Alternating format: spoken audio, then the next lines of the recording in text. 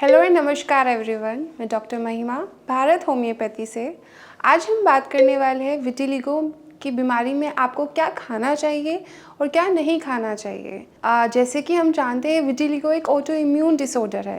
ये हमारी स्किन पर होता है जिसमें हमें वाइट पैचेस आ जाते हैं स्किन पर।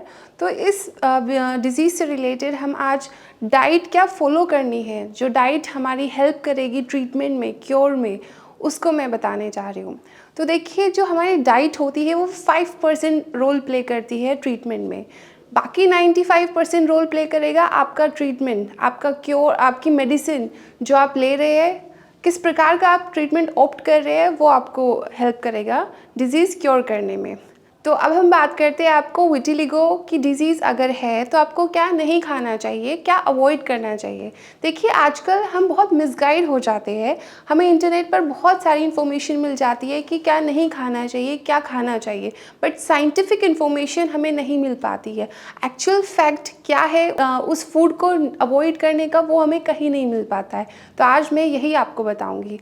सो फर्स्ट थिंग जो हमें अवॉइड करनी है अपनी डाइट में वो है हमें चिली हमें नहीं खानी है। चिली नहीं खानी है, चाय नहीं हमें पीनी है, हमें क्रैनबेरीज़ नहीं खानी है, हमें एरिका नट नहीं खाना है, सुपारी जिसको हम बोलते हैं, ये सब हमें अवॉइड करने हैं। ये अवॉइड क्यों करने हैं? क्योंकि इन सब में होता है tannin and phenols. Tannin and phenols एक प्लांट बेस्ड कंपाउंड होता है। ये हमारी बॉडी में क्या करता है? ये हमारी बॉडी में जाके फ्री रेडिकल्स को क्रिएट करता है। फ्री रेडिकल्स का काम होता है वो हमारी जो केराटिनोसाइट्स होती है, जो हमारी कोशिकाएं है, जो मेलेनिन प्रोड्यूस कर रही है, जिसकी वजह से हमारी बॉडी का कलर आता है, उनको डिस्ट्रॉय करती है।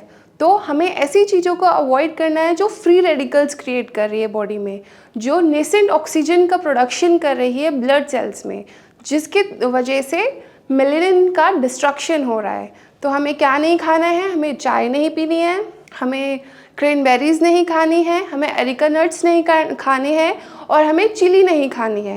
ये इन्फ्लेमेशन करेगी और मेलेनोसाइट्स का डिस्ट्रक्शन होगा। ठीक है, आगे हम बात करते हैं। हमें मैंगो को हमें अवॉइड करना है। मैंगो में भी फिनॉल और टैनिन प्रेजेंट होते हैं। सेम फिनॉल और टैनिन एक प्लांट बेस्ड प्रोटीन है, कंपाउंड है, जो कि बॉडी में जाके फ्री रेडिकल्स क्रिएट करेंगे। अब हम बात करते हैं हमें विटिलिगो के ट्रीटमेंट के दौरान क्या डाइट खानी चाहिए जिससे हमें हेल्प होगा कि हमारा क्योर जल्दी से हो जाए, जो हमारे क्योर में हेल्प करेगी। तो फर्स्ट ऑफ ऑल हमें एप्पल और अनियन में प्रेजेंट होते हैं थायोल्स। थायोल्स एक ऐसा कंपाउंड है जो कि हेल्प करेगा फ्री रेडिकल्स को डिस्ट्रॉय करने में और मेलेनिन का प्रोडक्शन इंक्रीज़ करने में। तो हमें एप्पल और अनियन खाना है। प्याज को अपनी डाइट में लाइए और एप्पल को भी अपनी डाइट में लाइए। दूसरा फूड है खजूर और फिग। खजूर और फिग्स को आपको अपनी डाइट में इंक्लूड करना है। सेम मैकेनिज्म, खजूर और फिग में भी थायोल्स होता है। थायोल्स आपको फ्री रेडिकल्स को आने से रोकेगा बॉडी में, और जो सेम मैकेनिज्म अभी मैं आपको बताती जा रही हूँ कि फ्री रेडिकल्स का काम क्या होता है, मेलेनोसाइट्स का डिस्ट्रक्शन करेगी, ऑटो एंटीबॉडीज़ बनाएगी। तो वो ऑटो एंटीबॉडीज़ बनाने से रोकेगा खजूर और फिग्स आपकी बॉडी में, सो दैट आपकी मेलेनिन प्रोडक्शन होगा, और मेलेनिन प्रोडक्शन होगा तो वाइट पैचेस कम आएंगे बॉडी में। तो खजूर और फिग्स आपकी हेल्प करेगा विटिलिगो के क्योर में। थर्ड फूड है जो कि आपको अपने डाइट में ऐड करना है, वो है मशरूम। जो मशरूम हम घर में खाते हैं, जो वाइट कलर का होता है। आजकल एक न्यू मशरूम की वैरायटी आई है, उसको हम बोलते हैं क्रामिन मशरूम। दैट क्रामिन मशरूम में जो सप्लीमेंट्स होते हैं, जो कि सेलेनियम का अमाउंट होता है, वो डबल होता है इन कंपैरिजन ऑफ जो नॉर्मल मशरूम हम घर में यूज़ करते हैं, बस उसकी सब्जी बनाते हैं। तो हमें क्रामिन मशरूम में सेलेनियम और बाकी वाइटामिन्स और मिनरल्स का जो अमाउंट है वो डबल में मिलेगा। तो मशरूम को अपनी डाइट में इंक्लूड करना है। जो RDA, जो रिकमेंडेड डाइटरी अलाउंस है, उसमें मशरूम में वो मिनरल्स का, वो वाइटामिन्स का ज़्यादा है। तो हमें अपनी डाइट में वाइटामिन्स और मिनरल्स को भी ध्यान रखकर ऐसे वाइटामिन और मिनरल्स को ऐड करना है जो कि विटिलिगो के क्योर में हेल्प करेगा। एंड नेक्स्ट इज़, आजकल एक बहुत कंट्रोवर्शियल क्वेश्चन आ रहा है कि जो जिम जाते हैं जो लोग, वो वे प्रोटीन का इंटेक करते हैं। तो विटिलिगो के पेशेंट को, जो लोग जिम जाते हैं, उनको वे प्रोटीन का कंजम्पशन करना है या नहीं। तो वे प्रोटीन में होते हैं 3 सब्सटेंस। फर्स्ट होता है सिस्टीन। सिस्टीन, जैसे मैंने बताया, सिस्टीन हेल्प करेगा थायोल को प्रोडक्शन करने में। एंड थायोल का मेन फंक्शन होता है फ्री रेडिकल्स को हमारी बॉडी में क्रिएट होने से रोकने में। अगर फ्री रेडिकल्स नहीं होंगे तो ऑक्सीडेटिव स्ट्रेस नहीं होगा। ऑक्सीडेटिव स्ट्रेस नहीं होगा तो हमारे जो मेलेनोसाइट्स है उनका डिस्ट्रक्शन नहीं होगा और मेलेनिन का प्रोडक्शन होता रहेगा। मेलेनिन का प्रोडक्शन होगा तो विटिलिगो ठीक होगा, क्योर होगा। सेकंड, वे प्रोटीन में सेकंड जो कंपाउंड होता है वो होता है लैक्टोफेरिन।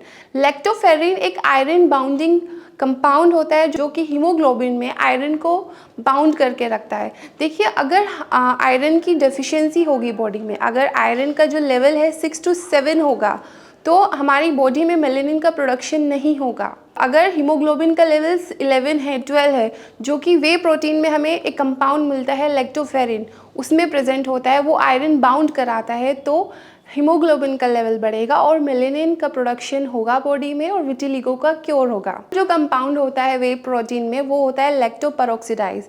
सेम उसका भी मैकेनिज्म होता है, वो भी फ्री रेडिकल्स को क्रिएट होने में बॉडी में रोकेगा।